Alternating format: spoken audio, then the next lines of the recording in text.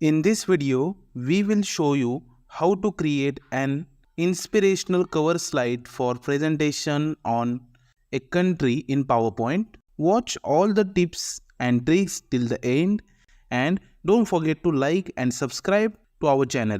Click on shape, select rectangle, drag it like this. Add your country here, select both, go to merge shape, select union. Shape outline, make it no outline and add country's information here. Click on right button, go to shape format, click on picture or texture fill, insert picture from a file.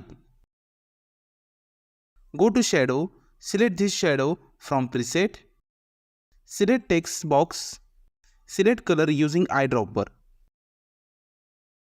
Click on right button, duplicate the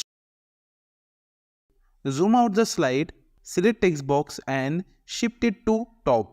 Select picture and shift it to downside. Take the slide to first position. Add welcome to here.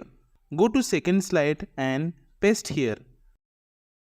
Shift it to right side and left side. Now go to transition, select morph,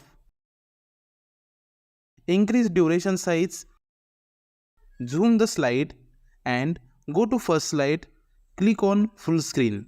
So look how beautiful your animation looks. If you like the video, please like it and subscribe to the channel and share it with your friends.